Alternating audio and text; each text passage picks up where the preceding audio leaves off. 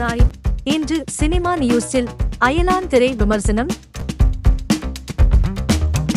முதல் படத்திலேயே டைம் மிஷனில் வெற்றி கண்ட ரவிக்குமார் இந்த முறை ஏலியன் ஜானரை கையில் எடுத்து வெற்றி கண்டாரா?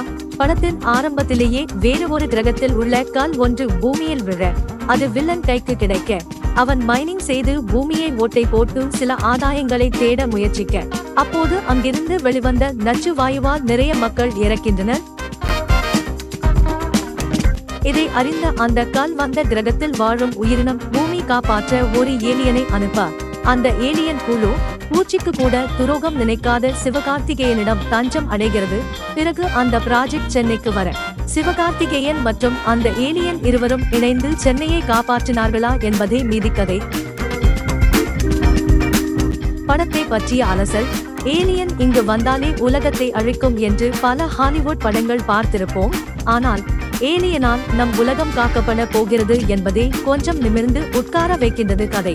சிவகார்த்திகேயன் இன்று குழந்தைகளின் ஃபேவரட் நாயகன். அதனாலேயே குழந்தைகள் கொண்டாடும் படத்தை தந்துள்ளார்.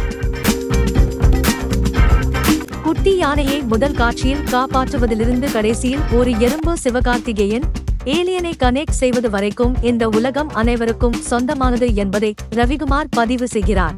சிவகார்த்திகேயன் மட்டும் இருந்தாலே காமெடிக்கு பஞ்சம் இருக்காது. இதில் யோகி பாபு, கருணாகரன் என அவர்கள் டீம் அடிக்கும் ஒன்லைன் கவுண்டர் நல்ல ரீச், இவர்களுடன் ஏலியன் சேர்ந்து அடிக்கும் லூட்டி என இந்த பொங்கலுக்கு நல்ல விருந்து. அதிலும் படத்தின் சிஜி ஒர்க் இந்த பட்ஜெட்டில் தரமான செய்துள்ளனர். வயலை அழைக்கும் வெட்டிக்கிளி, ரோபோட் சண்டை காட்சி என அனைத்து காட்சிகளிலும் அசத்தல். ஆனால் இந்த டெம்ப்ளேட் கதையெல்லாம் பல ஹாலிவுட் படங்களில் பார்த்தது தானே என்று தோன்றுகிறது. படத்தின் இரண்டாம் பாதி முக்கியமாக கிளைமேக்ஸ் இன்னும் விறுவிறுப்பை ஏற்றியிருக்கலாம்.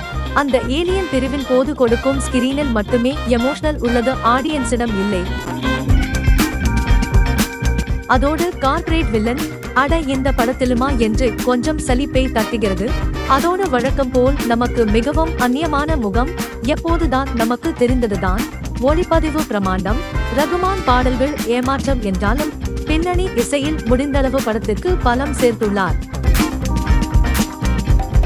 படத்தின் கிராபிக்ஸ் ஒர்க் கண்டிப்பாக இது சம்பந்தமான படங்களுக்கு முன்னோடியாக இருக்கும் என்பது சந்தேகம் இல்லை. கிளைமேக்ஸ் காட்சி இன்னமும் எமோஷனல் காட்சிகள் அழுத்தமாக இருந்திருக்கலாம். மொத்தத்தில் தமிழ் சினிமாவின் நீண்ட இடைவேளைக்கு பிறகு குழந்தைகள் கொண்டாடும் ஒரு படமாக வந்துள்ளது. மறக்காம சேனலை சப்ஸ்கிரைப் பண்ணுங்க. நன்றி.